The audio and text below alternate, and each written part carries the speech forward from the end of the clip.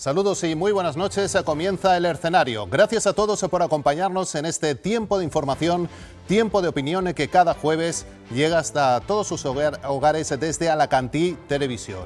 En esta serie de programas ligados a la actualidad que durante las últimas semanas y desgraciadamente los programas más duros desde que empezó El Escenario, siempre abrimos con la terrible dana que ha azotado a la comunidad valenciana, a nuestros conciudadanos valencianos. Seguimos hablando, agarrados a la actualidad de la dana, de la terrible catástrofe, aunque es verdad que poco a poco la información se va abriendo paso. Hoy será el primer escenario donde ya con cuentagotas y poco a poco vamos abriendo a la actualidad, a otros temas de actualidad, como no puede ser de otra manera, porque hasta después de una tragedia tan terrible como esta, la vida continúa también informativamente. Y ya pasan y siguen pasando cosas importantes, siempre eclipsadas por la magnitud de la tragedia. Hoy abriremos, y la primera parte como tema de apertura, como todavía no puede ser de otra manera, y así no nos vamos a olvidar nunca desde El Escenario ni desde esta televisión, sobre todo de las víctimas y sobre todo de la recuperación de lo que viene ahora, de estar al lado de nuestros conciudadanos, porque por delante, y de eso vamos a tratar en El Escenario, viene toda la reconstrucción. Económicamente hay que hacer un esfuerzo terrible desde las administraciones, pero es que esto es una cuestión de muchos meses hasta que veamos los pueblos valencianos al mismo nivel, o al menos que estén cerca de lo que eran antes de ese fatídico martes, antes de la fatídica dana. En eso nos vamos a emplear, y en eso yo creo que es donde en este momento, en esa renovación, en esa construcción, esa rehabilitación, es donde tenemos que estar muy pendientes. Vamos a hablar de eso, de las medidas del gobierno de Carlos Mazón, vamos a hablar también de su comparecencia en Les Corts, también de la comparecencia que ha habido y de las explicaciones que desde el gobierno se dan de la inacción realmente que se vivió en esos días por parte del gobierno. Vamos a hablar un poco de las explicaciones de unos y de otros, de las medidas que se están tomando y también de todas las implicaciones políticas. Lo vamos a hacer aquí en El Escenario, a ritmo de tertulia, con los contertulios que hoy amablemente me acompañan esta noche y que ya les presento.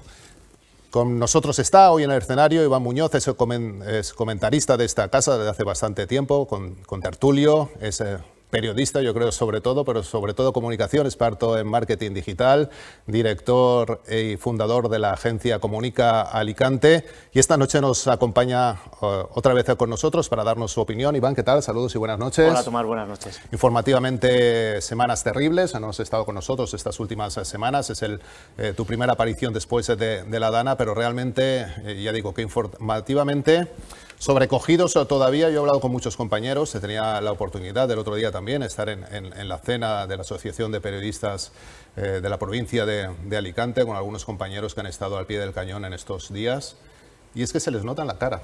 Al final nosotros también es un programa semanal, pero realmente todos los periodistas, y es lo que menos evidentemente, por delante están pues todos los servicios de seguridad que han estado trabajando, los voluntarios, increíble. Yo creo que cuando echemos la vista atrás y veamos lo que han tirado los voluntarios de esta tragedia, será para sentirnos orgullosos, pero también para ver en qué ha fallado el Estado, que ha sido en mucho. Pero a nivel periodístico ha sido probablemente los días más terribles en la información de la comunidad valenciana en décadas, si no desde luego desde que yo estoy trabajando ya hace unos cuantos años como periodista. Pues lo sabemos por los compañeros que están en los medios y lo sabemos también por la parte que nos toca desde las agencias de comunicación, los gabinetes de prensa o las personas que trabajamos en comunicación en algunas empresas. Esto ha pasado aquí, son nuestros hermanos, son nuestros vecinos. Nos hemos librado nosotros por muy pocos kilómetros, realmente lo tuvimos aquí encima y pudimos ver la evolución, pero pasó por aquí y podría haber sido aquí perfectamente.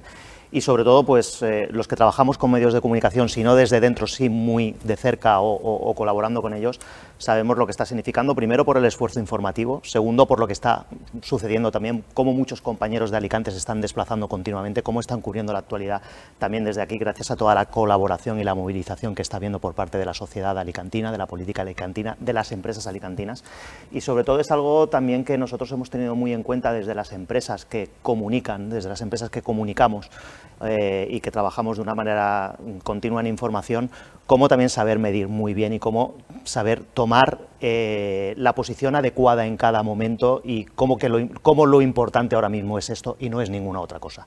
Ha habido que tomar muchas decisiones también por parte de muchísimas empresas a la hora de alterar agendas, de alterar eventos, de alterar cosas que estaban planteadas, porque bueno, es que no puede ser de otra manera, no es una decisión estratégica, no es una decisión táctica, sino simplemente es una decisión que toca como humanos en todo lo que estamos, y ahora todos nuestros esfuerzos tienen que estar destinados a eso, tanto como informadores como ciudadanos, e intentar que cualquier movimiento que haya esté destinado pues a todo lo que hay que hacer, porque como bien acabas de decir tú, Tomás, y como están avanzando muchísimos especialistas, esto lamentablemente acaba de empezar. Está claro que es algo que acaba de suceder, pero el camino que hay que recorrer ahora va a ser muy largo. Y hay que recordar también, lo tenemos muy presentes, otras tragedias que han pasado en España. Pues hace poco, bueno, teníamos una dana hace muy poquito en Orihuela, creo que en el 2019, si no me equivoco. Y es que todavía también son conciudadanos nuestros y lo tenemos muy cerquita, es que realmente no ha llegado prácticamente nada de ayuda. Y eso es terrible, y en eso yo creo que hay que estar muy vigilantes. Hoy también nos acompaña en nuestro plató, en Alacantí Televisión, Tere Company, es compañera y periodista en todo Alicante. Yo le agradezco que esté esta noche con nosotros. Hola Tere, ¿qué tal? Buenas noches. Hola Tomás, buenas noches. Lo dicho, terrible a nivel informativo, que es lo de menos, terrible a nivel humano, evidentemente. Y no sé dónde pones tú para arrancar este escenario el acento, para empezar a debatir.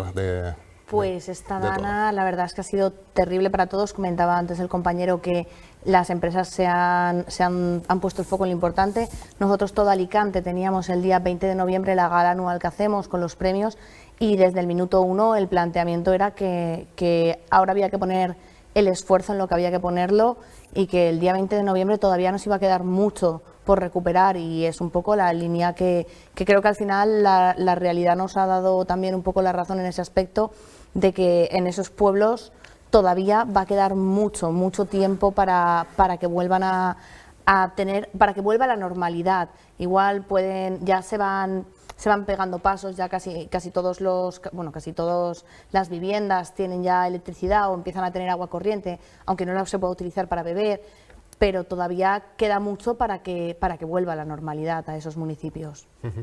Miquel Hernández es compañero y redactor jefe en El Español de Alicante, habitual comentarista también de El Escenario. Hoy se sube con nosotros también al escenario para hablar de la dana y demás cosas. Miquel, porque... Buenas noches, primero. Molt bona nit, Tomás. Sabes que es un placer, como siempre, estar con vosotros. Molt bona nit, porque la vida continúa. Se abren paso poco a poco otras informaciones. Las agendas de los ayuntamientos, de nuestras instituciones, de empresas privadas también, empiezan otra vez a desperezarse, otra vez a animarse, a coger vida, porque esto realmente, ya vamos camino de un mes, nos ha sobrecogido a todos y ha paralizado realmente a la sociedad valenciana. El otro día estaba hablando con la jefa de prensa de una importante empresa de aquí y me está diciendo, estamos en marzo de 2020, y yo pensé, y no nos damos cuenta. En marzo del 2020, porque has nombrado las tragedias, has nombrado tal y cual, y no has nombrado la pandemia, que por cierto en el pleno de las Cortes, el que se habló de esto varias veces, cuando se hablaba de la crisis, confundían la palabra riada por la de la pandemia. Fue una tragedia terrible, pero el golpe que nos está dando esta es muy grande. Me encanta que esté hoy Iván Muñoz con nosotros por la perspectiva que da, no solo periodística, sino de las empresas, por la cantidad de cancelaciones que se están produciendo. En El Español hemos publicado un par de noticias hablando desde el punto de la hostelería y el punto de vista de los hoteles, y es que la vida tiene que continuar sí o sí, porque si en Valencia están ahora hundidos y no sabemos el tiempo que van a tardar en recuperarse, como no espabilemos nosotros en mejorar en otras cosas, lo vamos a pasar increíblemente mal. Hablamos, Miquel, desde el punto de vista político, las reacciones, sobre todo las explicaciones tanto de Carlos Mazón, del presidente Carlos Mazón en Les Corts, o como las últimas, de ayer mismo, de Teresa Rivera, la vicepresidenta del Gobierno en el Congreso, con muy poca autocrítica, cargando y culpando absolutamente en ese martes fatídico a las actuaciones de Carlos Mazón, responsabilizando incluso al PP de frenar las obras. Bueno, se fue hasta la época de Mariano Rajoy, ¿no? Cuando realmente ella está, y Pedro Sánchez, hay que recordar que está en el poder desde hace 6 años ya, con Teresa Rivera como una de sus responsables más importantes. Bueno, pues en el Congreso se fue todavía a buscar a un responsable político en un anterior presidente del gobierno como es Mariano Rajoy. En todo caso, tirando balones fuera, lavándose las manos y todo el mundo buscando justificar sus actuaciones. Está siendo un espectáculo increíblemente lamentable. La última vez que acudí aquí estábamos comentando cómo el nivel que tenemos los políticos en el Congreso estaba siendo realmente bajo. El Congreso, podemos irnos, no tenemos por qué irnos tan lejos, también nos pasa en las Cortes. Hay que ser, la palabra autocrítica nos la tenemos que aplicar más y los representantes públicos tienen que aplicársela realmente más, pero está siendo un espectáculo increíblemente lamentable. La señora Tere Company, discúlpame, Tere Company estaba diciendo, cuando estabais comentando que están volviendo las cosas poco a poco, pero tú hablas con los voluntarios que están ahí en primera línea, tú hablas con los compañeros como Antonio Martín de EFE, que ha estado de voluntario allí, llevando comida, con la gente que está de Alicante Gastronómica Solidaria, como Gemma Amor, tal y cual, y el panorama que te pintan es desolador, es que te corta la voz, es que es de una vergüenza, me produce una vergüenza tan grande lo de Teresa Rivera, lo que en las Cortes también, el panorama de lo que se está haciendo, que estemos viendo un partido de tenis de a ver quién tiene las culpas, cuando hay personas mayores que no tienen comida, cuando la luz aún has dicho que está volviendo, pero es que aún no ha vuelto en todos los sitios, es que no hay agua corriente, es que les vienen cosas peores. Esto tiene que cambiar ya. Un escenario de guerra. Yo cuando estuve allí la imagen era de una película o el día del mañana o Armageddon. Tú ves las escenas de películas que parece que se ha acabado el mundo y era eso, era una montaña de coches en un barranco al lado de donde estaba Alicante Gastronómica Solidaria repartiendo comida. Un videojuego apocalíptico, es que no hay otra descripción que esa, algo que dices, no me habría imaginado en la vida ver esto al lado de casa. Pero el problema es que realmente cómo la incapacidad como Estado, como país, de haber hecho frente a una tragedia de este tipo, ¿no? Lo comentábamos en el último escenario, yo creo que todo el mundo hemos recibido llamadas de todas partes del mundo, de amigos que tenemos repartidos por el mundo, de los países pues, de China o te llaman de Tailandia, de lo que sea. Al final, pues amigos de nuestros hijos o amigos propios mirándonos como realmente un país del tercer mundo. Ahí están las imágenes. La falta de consistencia como país, de reacción como país ante una gran tragedia, afortunadamente no hemos tenido tantas, resulta abrumadora y todos hemos estado allí, todos hemos tenido amigos que han estado y muchísimos alicantinos han ido, como comentaba Tere, y todos sabemos, a trabajar allí, a enfangarse de barro. Es que son los voluntarios los que han tirado hacia adelante, es decir, los que han ayudado, los que han entrado en casa, los que han limpiado el barro. Es decir, la falta de reacción del Estado es indignante. Es que pasarán los años y esto pasará a la historia de la ignominia, de la miseria con la que se nos ha tratado. Es que me cuesta encontrar las palabras para definir que... Mira, voy a recordar un testimonio de una especialista valenciana que estaba en Japón y la llamaron desde otra televisión para que comentara un poco la situación y dijo, es que en las primeras 72 horas es cuando se pueden salvar a las personas. ¿Tuviste algo en esas primeras 72 horas y los políticos discutiendo sobre cómo se tenía que actuar y la gente muriéndose? Es que de verdad, es que no me extraña que la prensa, nos pasamos desde el día 30 hasta el fin de semana del 2-3, todos los días en la portada de la prensa americana, por estas razones. No se entiende que una ciudad que se presentaba a recoger la Copa América de Vela tuviera esto. Es que estoy sin palabras. Y ayer el gobierno, realmente 21 días después, en una defensa prácticamente para defender su candidatura a al gobierno, a la Comisión Europea, Teresa Rivera, pues prácticamente le exigieron también esa comparecencia y que defendiera al gobierno y a sí misma de la actuación que ha llegado. Dio explicaciones ayer en el Congreso de los Diputados, pero esas explicaciones, si vemos las imágenes, sin ningún tipo de autocrítica, culpabilizando absolutamente al gobierno de Carlos Mazón, cuando hemos visto una inacción del gobierno desde el día después. Es decir, no se decretó un estado de emergencia que claramente se necesitaba, no se echó, no solamente va a hablar del ejército por hablar del ejército, es decir, todos los recursos del Estado, y además un presidente en este caso como país, yo creo que como país, es decir, es quien tiene que estar al frente del cañón desde el primer día, sin tacticismos políticos, porque evidentemente errores han tenido todas las administraciones. Todas las dos administraciones han tenido errores, pero lo que no se puede justificar bajo ningún concepto, lo que es abrumador, es que los errores sean por tacticismo político, por decir, bueno, yo es que me voy a guardar, que la culpa la tenga porque yo me pongo en la retaguardia, me lavo las manos y, bueno, pues echamos en todo caso toda la culpa al gobierno de Carlos Mazón. Por decisión política, eso es lo que es inasumible, yo creo, para un ciudadano. El error también. El no avisar a tiempo o el no actuar a tiempo. Pero inacción por tacticismo político, Iván, eso no se puede consentir en una sociedad democrática. Puede ser relativamente sencillo en la tranquilidad que tenemos ahora en una mesa nosotros o en los momentos en los que desde que estás en el sillón de tu casa viendo las cosas por televisión, poder recriminar o poder achacar que no se hayan hecho determinadas cosas, y seguramente así ha de ser. Por supuesto que debe ser así en una sociedad democrática, y tiempo habrá también de eso, ¿no?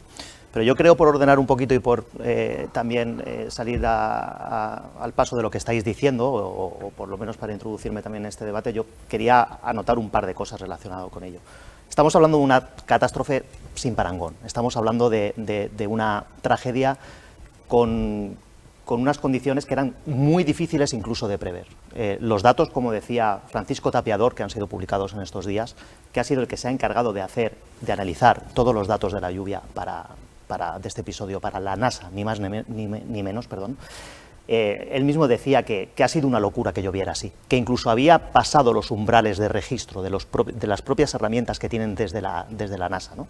Se registraron 185 litros por metro cuadrado en una hora en Turís, y en total 771 litros en 24 horas. Al margen de eso, y tiempo habrá, y en ello están los políticos para dilucidar si hubo que hacerlo de una manera o no de otra, yo estoy muy de acuerdo en lo que estaba diciendo mi compañero Miquel. Yo creo que la sensación que nos queda a todos, y aquí por supuesto hablo como ciudadano antes que cualquier otra cosa, y es mucho más lícito que lo sienta la gente que se ha visto afectada de una manera o de otra, es que el sistema les ha fallado. Ha habido un fallo del sistema, por supuesto que sí.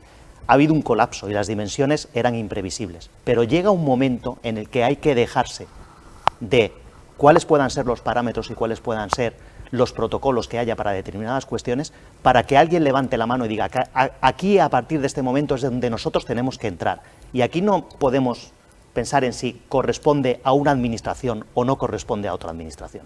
Y el caso que estaba mencionando Miquel me parece que es muy aclaratorio.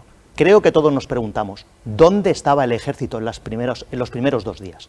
Si hemos tenido problemas para hacer rescates, hacer identificaciones, no hemos tenido una lista para conocer cuántos eran realmente los desaparecidos, no ha habido cobertura, no ha habido electricidad. Precisamente es el ejército ahí donde tiene que entrar. Es una zona de guerra, es una zona en la que el ejército se tiene que desplegar sin pedir ningún otro tipo de explicación, porque son los que tienen los conocimientos y los que tienen las herramientas y los que tienen toda la estrategia para poder hacerlo. Son los que tienen la tecnología, son los que tienen los drones, son los que tienen los helicópteros, son los que tienen las radios, son los que tienen la capacidad de instalar hospitales de campaña, son los que tienen la capacidad de instalar puntos de encuentro donde perfectamente alguien que no está encontrando a su familiar pueda ponerse en contacto con otras zonas que le puedan decir, no se preocupe, su familiar está aquí, o pueden establecer esas redes de comunicación que en esos momentos estaban caídas. Y creo que es ahí a donde nos queda a todos la sensación de que nos ha fallado el sistema, nos ha fallado la administración, sea una o sea otra, pero es donde en un momento de crisis, en un momento de verdadera necesidad, donde decimos, si estamos solos, hemos estado solos, porque no ha habido nadie que haya tenido la capacidad, y vuelvo a repetir, miro absolutamente a todas las administraciones, decir, señores, esto no se puede regir por los parámetros por el que nosotros nos regimos para hacer cualquier otra cuestión. Aquí hay que hacer automáticamente un estado de excepcionalidad, un estado de guerra, un estado de... porque es verdaderamente una catástrofe que tenemos que ponerle solución. Nos quedará a todos pensar qué hubiera sucedido si realmente el ejército se hubiera desplegado en las primeras horas, pero en las primeras, desde el primer momento en el que se podía estar viendo ese riesgo. Se podrían haber salvado muchas vidas, se podrían haber salvado muchas infraestructuras, se podrían haber salvado muchísimos daños materiales, por supuesto las vidas por encima de todo. Pero creo que esa es la sensación que nos queda a todos. Y que es lo que podemos pulsar cuando hablamos con la gente que está sobre el terreno y que vosotros mismos, tú, Ter, en este caso, estás diciendo que has estado allí, y es la reflexión que creo que nos va a quedar a todos como ciudadanos, ¿no? Y luego la gran lección de la inversión en infraestructuras y cómo realmente hay que invertir. Muchas veces aquí tenemos una infraestructura espectacular, muy buena, de las cuales estamos orgullosos, que es como la Marjal, pero claro, la cantidad de litros que ha caído, que cayó en Valencia, no sabemos ni siquiera una infraestructura tan válida, tan validada y tan de la cual estamos tan orgullosos y científicamente comprobada como es la Marjal, hubiera podido aguantar, porque realmente la cantidad de litros que cayó fue bestial y al final tampoco es verdad que matara la lluvia. Mató la riada, es decir, mató el hecho de que esa infraestructura se desbordara y no estuviera reforzara, no se hubiera invertido en esas infraestructuras. Y ayer la presidenta, la vicepresidenta acusaba, o sea, un gobierno de hace más de 6 años de no haber invertido en esa infraestructura, obviando que ella ha estado en los últimos 6 años. Es decir, muy difícil muy difícil de valorar esa justificación. Si el problema es que tu oponente político no invirtió en esa infraestructura, ¿no? ¿Esa es la explicación? Pero es que aún recuerdo, creo que fue la primera vez que vine aquí, estaba el presidente de INECA, Nacho Amirola, estaba David Martínez, que en aquel momento aún estaba en Alicante Plaza, y estábamos hablando de la discriminación en los presupuestos generales del Estado que tiene Alicante. ¿En qué posición estamos cuando está eso? La última. ¿Cuántos años llevamos en eso? No 1, no 2, no 3.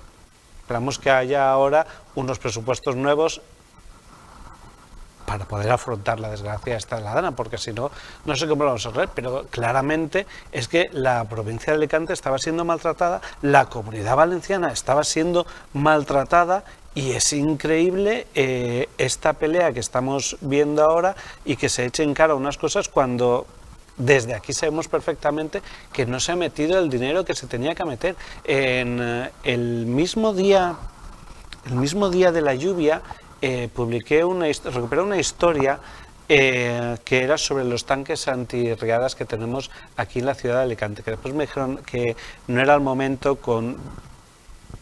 el día 30 por la mañana eran 13 muertos, al mediodía eran 50, como para ir presumiendo de que en Alicante se estaba trabajando, y la verdad es que ahora que ya son 220 es duro, pero sí hay que ser conscientes de una cosa cuando estamos hablando, es que eso son millones que nos ha costado, que hemos pagado tú, yo, él, todos hemos pagado para que eso vaya saliendo adelante. En Alicante hemos invertido ese dinero y encima vamos a invertir más porque por suerte trabajamos para conseguir esas ayudas europeas, que el día que estuvo aquí Toño Peral recordamos precisamente lo difícil que es conseguir las ayudas europeas, que no todas las ciudades, y él no lo quiso mencionar en este momento, pero Valencia, por ejemplo, con las ayudas europeas tuvo problemas en la etapa anterior para gestionarlas y organizarlas, por tanto hay que valorar cuando esas ayudas se invierten, se consiguen poner las cosas. Nosotros tenemos ahora ese tanque antirriadas de San Gabriel, tenemos el Parque de la Marjal, cada uno construido en su momento para ayudar a aliviar los problemas que ha tenido Alicante con la lluvia. Hay previstos, creo que son otros 3 más, hay que seguir invirtiendo, con lo cual hay que invertir millones. Europa lo sabe, que estamos en una zona inundable, se ha hecho, yo no sé, en Valencia, ¿qué ha pasado?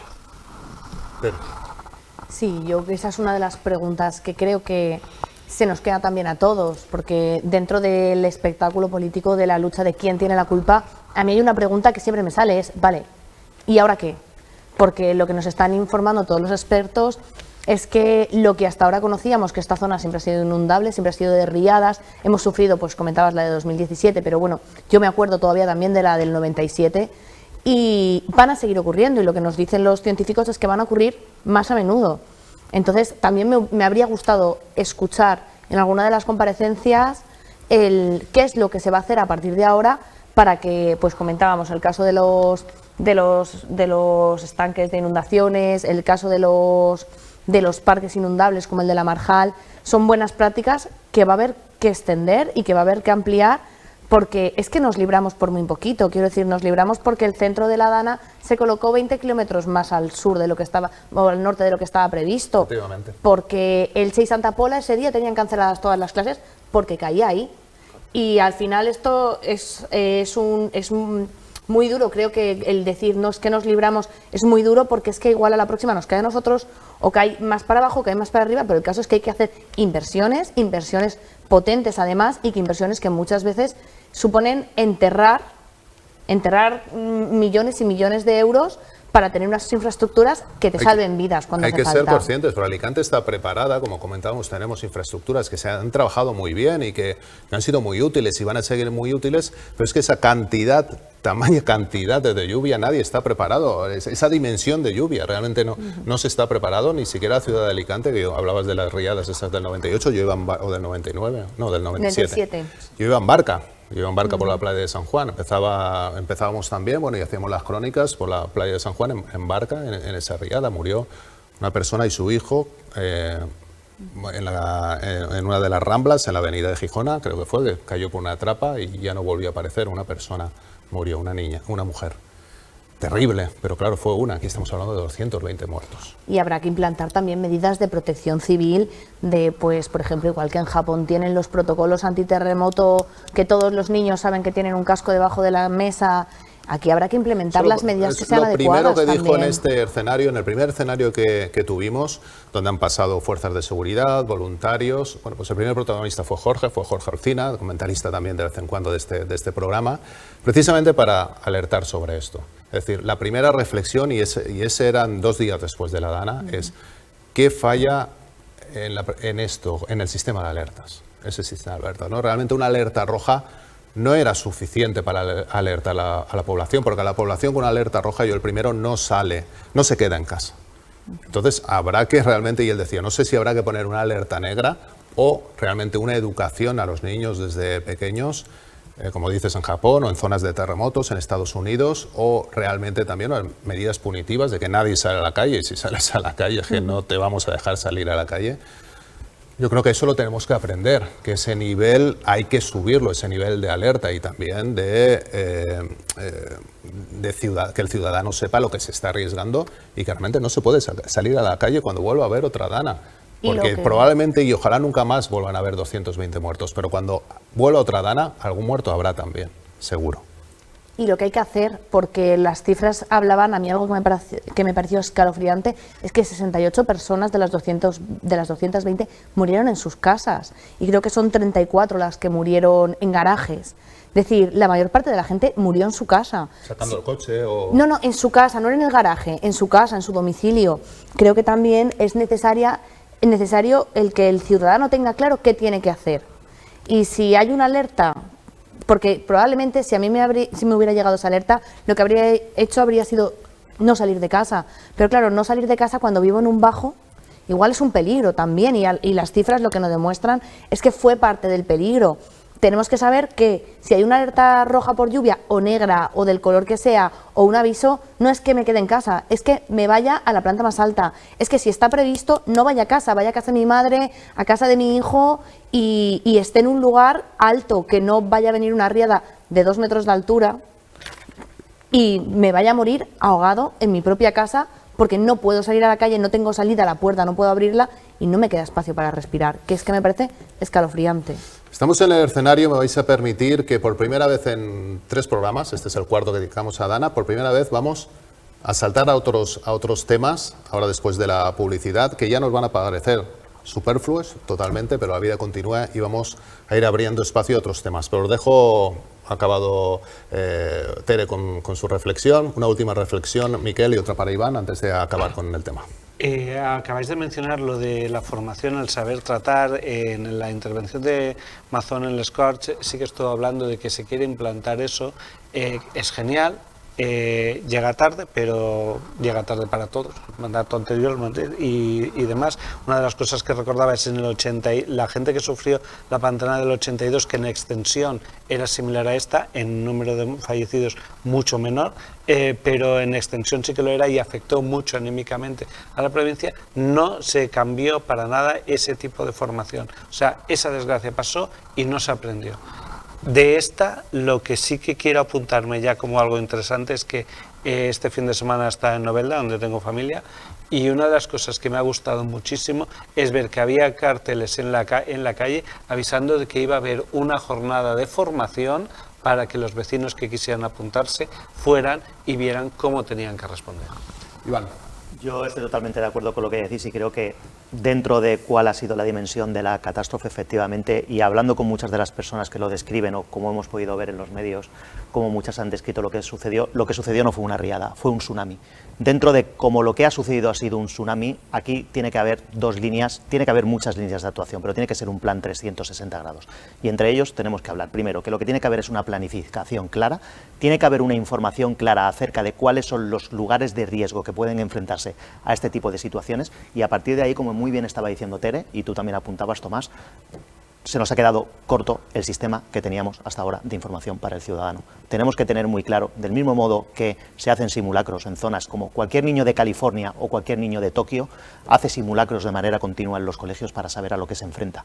Creo que nosotros tenemos que empezar a implementar y saber que no solamente los niños, sino cualquier ciudadano que está en esa zona tiene que saber. Si su casa está en una zona de riesgo, habría mucho que hablar por qué su casa está en una zona de riesgo, pero creo que esto sería también algo para muchísimo debate, y de hecho ya se está poniendo encima de eso de la mesa. Pero una vez que ya no se ha hecho esto y que es un problema que exige un largo recorrido para que tenga solución, efectivamente sea determinar cuáles puedan ser los problemas a los que se enfrenta cada zona y a partir de ahí que se tenga claro. O sea, es escalofriante que a un padre o a unos padres se le escapen sus hijos con 4 y 5 años de su casa porque se los lleva una riada porque entra el agua. Me refiero, esa información tiene que estar dada para, como muy bien dice Tere, y como se hace en un tsunami, como se hace en un terremoto, diríjase a una zona alta, pero ahí volvemos a lo mismo. La responsabilidad va a ser siempre de nuestras administraciones, de nuestro Estado, de nuestros gobernantes, los que tienen que ser capaces de hacer que los ciudadanos tengan conocimiento de eso.